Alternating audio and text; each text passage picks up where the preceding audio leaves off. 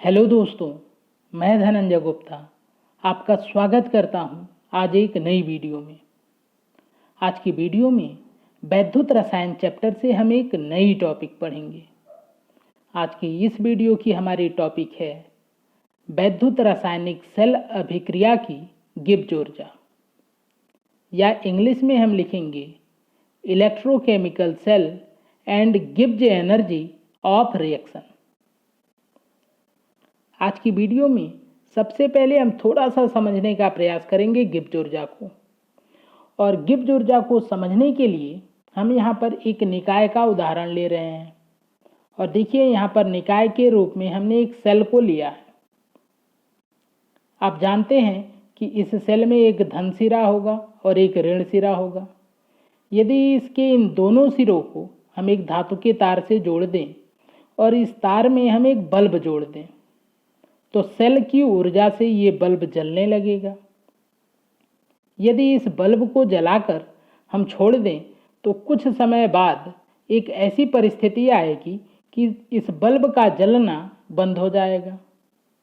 यदि इस समय आपसे पूछा जाए कि बल्ब का जलना बंद क्यों हो गया, तो आपका जवाब होगा कि ये सेल डाउन हो गया है, इसलिए बल्ब का जलना बंद हो गया है। या तो आप कह सकते हैं कि सेल की ऊर्जा समाप्त हो गई है, इसलिए बल्ब का जलना बंद हो गया। लेकिन क्वेश्चन यहाँ पर यह है कि क्या इस सेल की कुल ऊर्जा समाप्त हो गई? तो ऐसा नहीं है, क्योंकि सेल के डाउन होने के बाद भी इसका द्रव्यमान है, और आप जानते हैं जहाँ पे द्रव्यमान है वहाँ पे ऊर्जा अवश्य होगी। अर्थात इस सेल के डाउन होने के बाद भी इसकी कुल ऊर्जा समाप्त नहीं हुई है। अर्थात कोई भी निकाय जब कार्य करता है तो उसकी 100% ऊर्जा उस कार्य में कभी समाप्त नहीं होती है, बल्कि वह अपनी कुछ ऊर्जा से ही किसी कार्य को करता है। और कोई भी निकाय किसी उपयोगी कार्य को करने में अपनी अधिकतम जितनी ऊर्जा को खर्च कर पाता है उसको हम कहते हैं निकाय की गिब्स ऊर्जा। चलिए एक बार इसको लिखते हैं। तो हम लिख सकते हैं किसी सेल या निकाय की वह अधिकतम ऊर्जा जिसको उपयोगी कार्य करने में खर्च किया जाता है, उस सेल या आप कह सकते हैं उस निकाय की गिब्स ऊर्जा या गिब्स मुक्त ऊर्जा कहलाती है। गिब्स ऊर्जा को हम कैपिटल जी से प्रदर्शित करते हैं। तो ये हमने गिब्स ऊर्जा के बारे में ब्रीफ डिस्कशन किया। गिब्स ऊर्जा के बारे में हमने डिटेल में क्लास 11th के ऊष्मागतिकी के चैप्टर में पढ़ा था। तो क्लास 11th की वीडियो देखकर आप गिब्स ऊर्जा को और अच्छे से समझ सकते हैं। फिलहाल मैं इतना ही चर्चा करूंगा गिब्स ऊर्जा पर, क्योंकि इतने से मैं इस टॉपिक को आसानी से समझा पाऊंगा। तो उम्मीद है आपको समझ में आया होगा कि गिब्स ऊर्जा क्या होती है। अब देखिए, कोई भी निकाय या कोई भी सेल जब कार्य करेगा तो जो ऊर्जा खर्च होगी वो ऊर्जा उसकी गिब्स ऊर्जा में से ही खर्च होगी, क्योंकि गिब्स ऊर्जा ही वह अधिकतम ऊर्जा है जिससे वो कार्य कर रहा था। तो जब गिब्स ऊर्जा खर्च होगी तो उसकी गिब्स ऊर्जा में कमी आएगी। तो हम लिख सकते हैं जब कोई सेल कार्य करता है तो उसकी गिब्स ऊर्जा में कमी होती है। अब क्वेश्चन है गिब्स ऊर्जा में कमी कितनी होगी? तो जाहिर सी बात है सेल जितना कार्य करेगा। तो हम लिख सकते हैं गिब्स ऊर्जा में यह कमी सेल द्वारा किए गए कार्य के बराबर होता है। और यदि इस बात को हम समीकरण के रूप में लिखें तो हम लिखेंगे W बराबर माइनस डेल्टा जी। यहाँ पर W क्या है? तो W यहाँ पर सेल द्वारा किया गया वैद्युत कार्य है। डेल्टा जी यहाँ पर गिब्स ऊर्जा परिवर्तन है, और यहाँ पे ऋण चिन्ह जो लगा है यह प्रदर्शित करता है गिब्स ऊर्जा में कमी को। तो उम्मीद है आपको समझ में आया होगा कि कैसे हमने इस समीकरण को लिखा। अब इस समीकरण को हम समीकरण 1 मान लेते हैं, क्योंकि इसका आगे हमको यूज करना है। इसके अलावा आप फिजिक्स में एक फार्मूला पढ़े हैं, W बराबर Q इंटू डेल्टा V। यहाँ पर W वैद्युत कार्य है, Q आवेश है और V यहाँ पर वोल्टेज है। यदि इस फार्मूले को हम सेल के लिए लिखें तो हम लिखेंगे W बराबर Q इंटू EMF, और आप जानते हैं कि EMF को हम E सेल से भी प्रदर्शित करते हैं।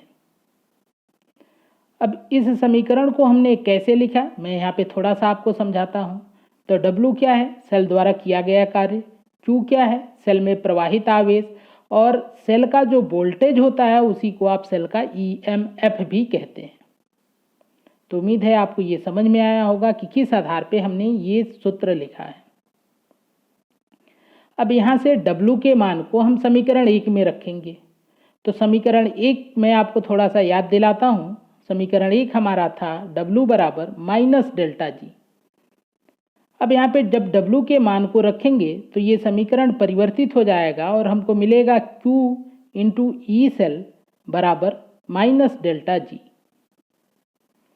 इस समीकरण को हम थोड़ा सा रीअरेंज करें, डेल्टा जी को हम इधर करें और Q इंटू ई सेल को हम इधर कर दें, पक्षांतर कर दें, तो हम लिखेंगे डेल्टा जी बराबर minus Q into E cell. इस समीकरण को हम समीकरण 2 मान लेते हैं। इस समीकरण में डेल्टा जी गिब्स ऊर्जा परिवर्तन, Q सेल में प्रवाहित आवेश और ई सेल सेल का EMF है, जिसको आप सेल विभव भी कहते हैं। यदि हम बात करें Q की, तो Q यहाँ पर है सेल में प्रवाहित आवेश, और सेल में प्रवाहित आवेश Q को हम लिख सकते हैं NF।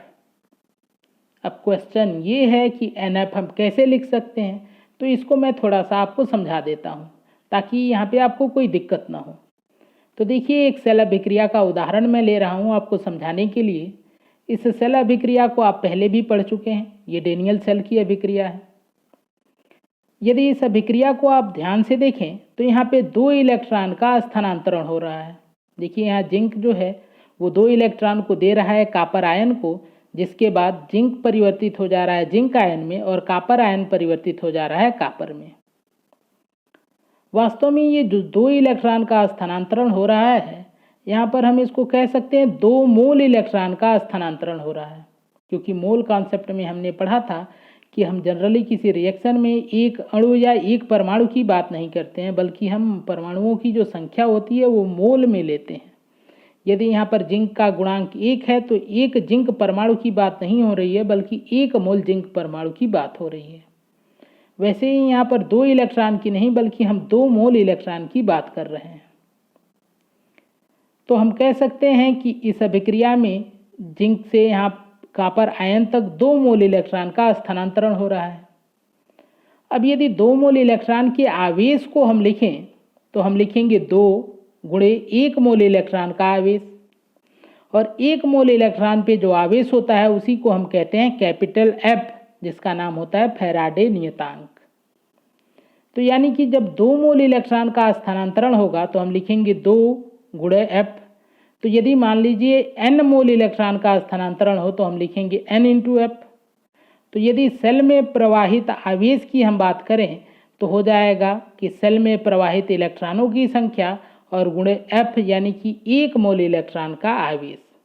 और इस आधार पे हम लिखेंगे कि किसी सेल के लिए जो प्रवाहित आवेश Q होगा उसका मान होगा NF। तो उम्मीद है कि आपको समझ में आया होगा कि सेल में प्रवाहित आवेश को हम NF कैसे लिखते हैं। अब यदि Q के मान को हम समीकरण 2 में रख दें तो हमको प्राप्त हो जाएगा डेल्टा G बराबर minus NF into E cell. यह समीकरण, इस समीकरण में डेल्टा G सेल की गिब्स ऊर्जा परिवर्तन है, N यहाँ पर सेल अभिक्रिया में प्रवाहित इलेक्ट्रॉनों की संख्या या फिर आप कह सकते हैं स्थानांतरित इलेक्ट्रॉनों की संख्या है, F के बारे में आप जानते हैं फैराडे नियतांक है, ई सेल यहाँ पर है सेल विभव या इसको हम कहते हैं सेल का EMF। यदि इस समीकरण को हम परिभाषित करें तो हम लिखेंगे कि यह समीकरण गिब्स ऊर्जा और सेल के EMF के मध्य संबंध व्यक्त करता है। और यदि इस समीकरण को हम मानक अवस्था पर लिखें तो हम लिखेंगे डेल्टा जी नॉट बराबर minus n F E naught cell. इस समीकरण में डेल्टा जी सेल का मानक गिब्स ऊर्जा परिवर्तन, एन अभिक्रिया में प्रवाहित या स्थानांतरित इलेक्ट्रॉनों की संख्या, एफ यहाँ पर फैराडे नियतांक, और देखिए यहाँ पे थोड़ा मिसप्रिंट है, आपको लिखना है ई नॉट सेल। तो ई नॉट सेल जो होगा वो मानक सेल विभव या आप कह सकते हैं सेल का मानक ईएमएफ होता है।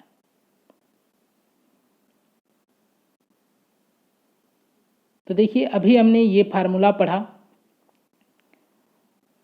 अब एक फार्मूला हम पहले भी पढ़ चुके हैं इस चैप्टर में कि ई नॉट सेल जो होता है इसको हम लिखते हैं 2.303 इंटू RT/NF log Kc। ये पिछले वीडियो में हमने डेराइव किया था इस समीकरण को। यदि यहाँ से ई नॉट सेल के मान को हम इस समीकरण में रखें तो हम लिखेंगे डेल्टा जी नॉट बराबर माइनस एन एफ। तो देखिए एन एफ यहाँ पे पहले से ही था, ई नॉट सेल को हम हटा रहे हैं और यहाँ पे हम ई नॉट सेल के मान को रख रहे हैं। तो हमने लिख दिया 2.303 गुणे RT/NF log Kc। अब यहाँ पे आप देख रहे हैं माइनस यहाँ पे NF है और यहाँ पे नीचे NF है, ये दोनों NF एक दूसरे से कैंसिल हो जाएंगे और तब हमको समीकरण प्राप्त होगा डेल्टा जी नॉट बराबर माइनस 2.303 गुणे RT log Kc।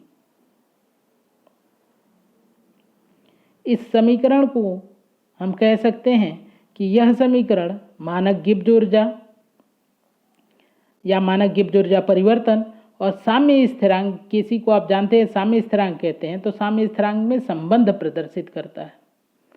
इस समीकरण में डेल्टा जी नॉट मानक गिब्स ऊर्जा परिवर्तन है, आर यहाँ पर गैस नियतांक है, टी यहाँ पर है ताप केल्विन में और Kc यहाँ पर है साम्य स्थिरांक। आर का मान यहाँ पर आपको रखना होगा तो आप रखेंगे 8.314 जूल केल्विन -1 मोल -1। तो दोस्तों ये थी आज की वीडियो। उम्मीद है कि आज की वीडियो आपको पसंद आएगी, वीडियो से आपको लाभ होगा। यदि वीडियो आपको पसंद आए तो वीडियो को लाइक करें, मेरे चैनल को सब्सक्राइब करें, साथ में बेल आइकन प्रेस करें। वीडियो से संबंधित अपने विचार को कमेंट बॉक्स में ज़रूर लिखें। आज की वीडियो देखने के लिए आपका धन्यवाद। मिलते हैं आपसे एक नई वीडियो में एक नए टॉपिक